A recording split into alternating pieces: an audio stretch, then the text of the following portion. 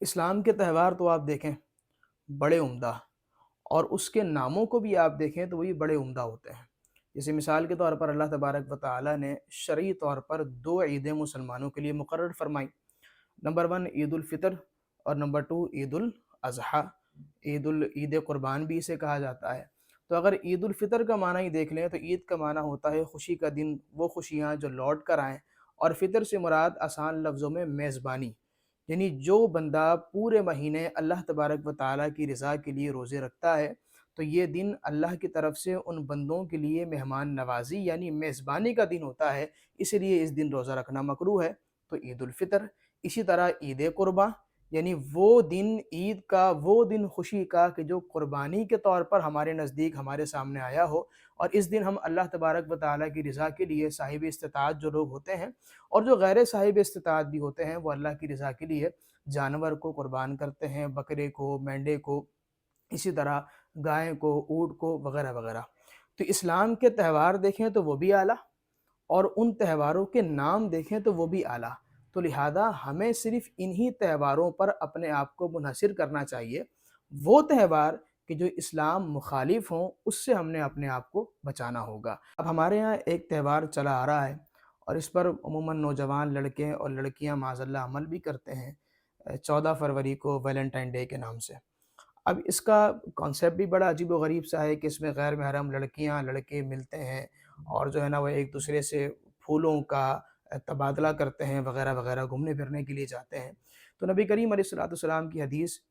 حیا کے متعلق بے شمار ہے، اور اللہ تبارک و تعالیٰ کا ارشاد بھی اس سے بالکل واضح ہے کہ ان الذین یحبون ان تشیع الفاحشۃ فی الذین آمنوا لہم عذاب علیم فی الدنیا والآخرہ،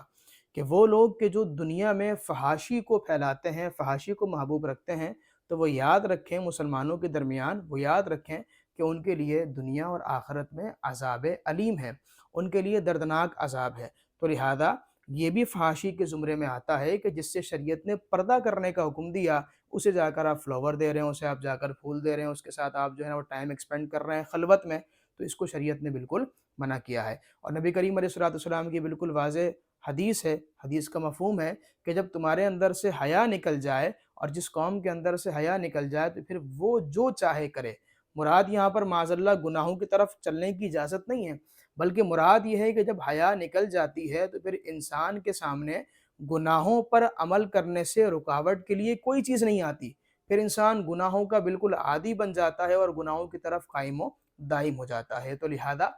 ہمیں اس رسم سے بھی اپنے آپ کو بچانا ہے، اپنی اولادوں کو بچانا ہے، اپنے متعلقین کو بچانا ہے، اور خاص طور پر اگر واقعی پھول دینا ہے، اگر واقعی جو ہے نا وہ اظہار محبت کرنی ہے تو اپنی زوجہ سے کریں، اپنی والدہ سے کریں، اپنی سسٹر سے کریں۔ کیا آپ کو ضرورت پڑی ہے کہ غیر محرم خاتون کے پاس جا رہے ہیں اور وہاں جا کر آپ پھول دے رہے ہیں اور وہ اس طرح کی حرکتیں کر رہے ہیں؟ تو لہٰذا اس فحاشی سے اپنے آپ کو بچانا ہے، بلکہ اسلام کا درس تو یہاں تک ہے کہ وہ جائز رسومات، وہ لازم کام کہ جس میں بے حیائی کا انٹرفیئر ہو، جس میں بے حیائی داخل ہو جائے، تو اسلام کہتا ہے کہ اس کام سے اپنے آپ کو دور کرو۔ اگر لازم ہے وہ کام تو پھر اس سے بے حیائی کو دور کرو۔ اگر وہ کام جائز ہے تو اس کو بالکل، اگر بے حیائی کو ختم کر سکتے ہو تو کرو، نہیں ہے تو اس کو چھوڑ دو۔ اور اگر وہ کام لازم ہے تو لازم کام تو کرنا ہے، لیکن بے حیائی سے اپنے آپ کو بچانا ہے۔ تو لہٰذا یہ کام ہم پر لازم بھی نہیں ہے، اور یہ مسلمانوں کا بھی تہوار نہیں بلکہ یہ کفار کا تہوار ہے، اور اس کی ہسٹری کئی لوگوں کے ذہن میں ہوگی بھی اور جن کے نہیں ہوگی۔ اس پر علماء کی کئی کتابیں موجود ہیں، اسے اسٹڈی کر لیں، اسے پڑھ لیں تو آپ کو اس کی حقیقت بھی معلوم ہو جائے گی۔ تو لہٰذا اس طرح کی عجیب و غریب اور فحش قسم کی رسومات سے ہم نے اپنے آپ کو بچانا ہے۔